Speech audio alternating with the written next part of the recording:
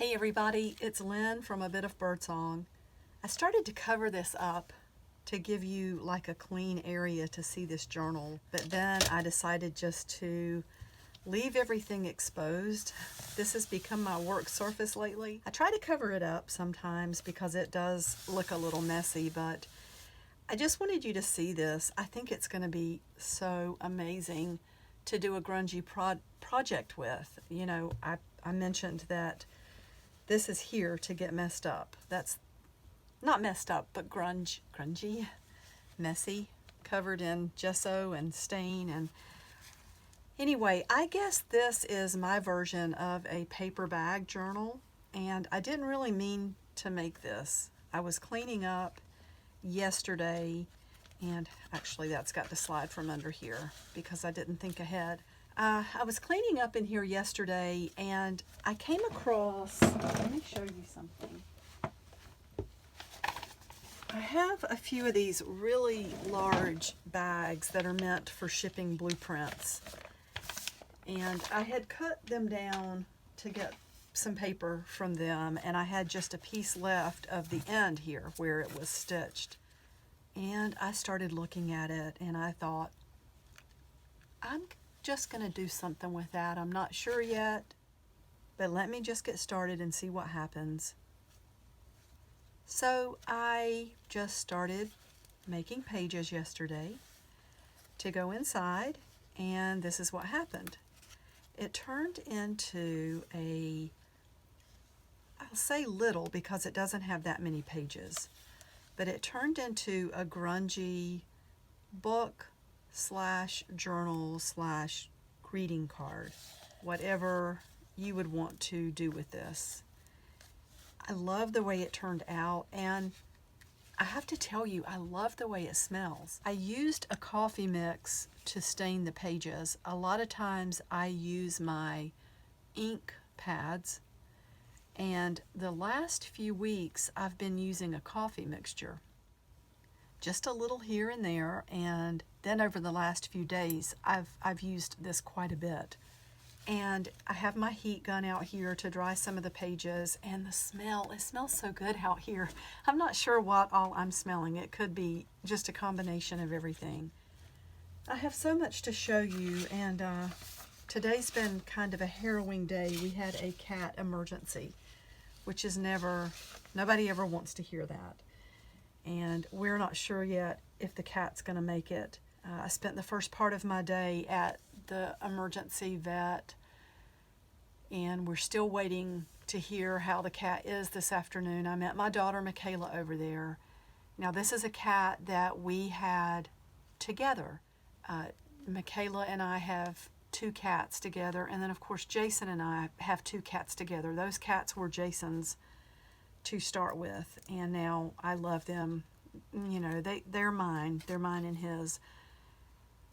The 2 cats that Michaela and I had together live with her, and we've been noticing, well, she called me last night and she felt like Vladimir was not using the litter box. And you know that male cats can have a tendency towards urinary obstruction, and I thought, oh no, because I lost a cat to that about 15 years ago, and it's not pleasant. It's heartbreaking to lose an animal, and that's not that there's a pleasant way to go, but that is a very uncomfortable way for a cat to go.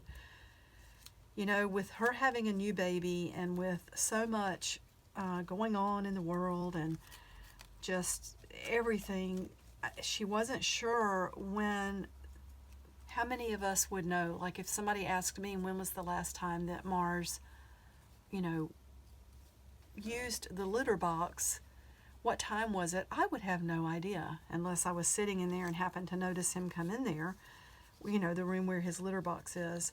So she began to watch him really closely at about 8 o'clock last night. And we were still texting at midnight, worried about him and wondering, you know, what was going to happen. We got up first thing this morning and took him in. This has really turned into a rambling session, partly because I wanted to have so much more done today with my shop, with my job, with packaging, with video, with the vlog for last week, which hopefully I'll have that done soon. But again, emergency vet, and now here I am. I wanted to show you, so there are some new things in the shop. There's a set of Christmas digitals. Did I put these in? No, these are not even in yet. Okay, so these are going to be on the way. It's 3 pages of Christmas digitals. I haven't even used all of this yet. They're going to be in the shop. There is also a set of 2 pages of old ads, and that's where this came from. I've had so much going on I can't keep up. There's a set of 2 pages of these CDV cards, and I'm working on more of these. I wanted to release 5 pages at one time, but it's going to be the same price for, you know, it's $2 for 2 pages, and honestly those did take some work. And then here are the old ads. So there are 2 pages. These are really nice. These are really fun. I printed these on cardstock, and I've just been working with these. These are adorable. This was from an old magazine from 1920, like the early 1900s. Some of these are postcards for my collection. You can tell I did a lot of printing. And anyway, I wanted to have all this in here earlier. But there you have it. So I just did this little grungy card or journal, and this picture is in the front. This is where I made my own version of a carte de visite or calling card. They're from the 1800s. I was going to write the name Abigail on there. So we will pretend like she is Abigail. And this has to slide this way because, like a dummy, I folded this fabric 3 ways, and underneath it's folded up this way. So when you try to slip, you can put it in from this way, but it kind of wants to catch on the fabric. And then this smells so good. This is a sprig of rosemary and 2 of lavender, 2 or 3 of lavender, and there's actually even a sage in there. It smells really, really good, and it's wrapped around and around with lace and cotton, and then tied with this vintage pink satiny ribbon. And that comes with this. And you know I love to make stories with things, so this is a Christmas card from Abigail to her, maybe her mother or her sweetheart or her friend. But we have this, and then I stamped Merry Christmas on the front.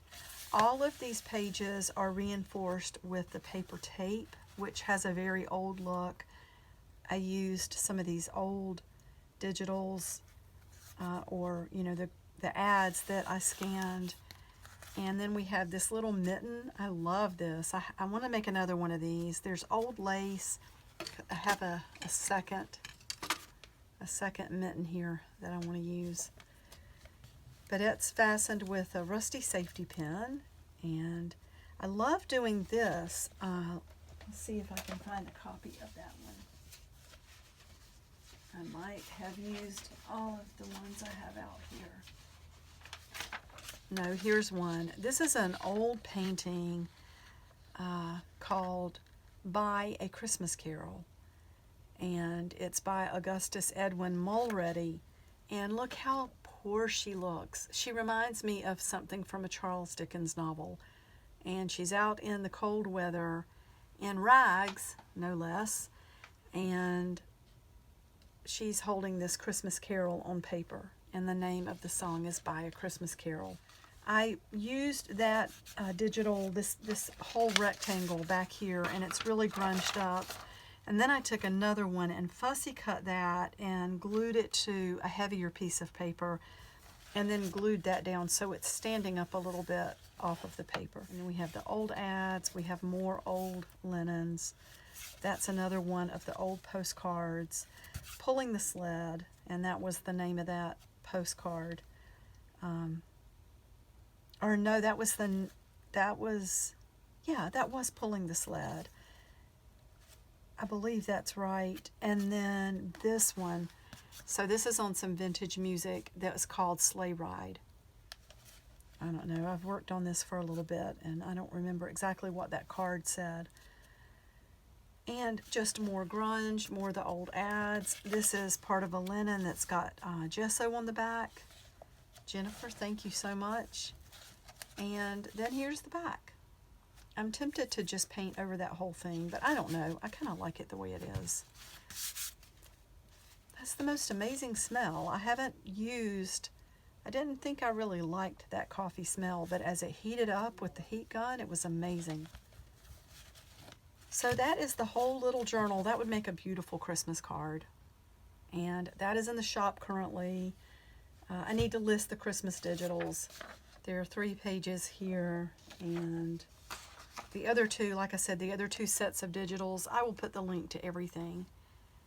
And thank you so much for watching. I'll be back really soon, and hopefully I will have the vlog ready as well, and I will get back on track with everything I was in the middle of, and I'll let you know how Vladimir does. He's one of our babies, and it's really sad that we might have to make the choice to put him down. They're doing what they can today, but if you've ever had a cat with that problem, you know that it can be something that requires just a really hard choice.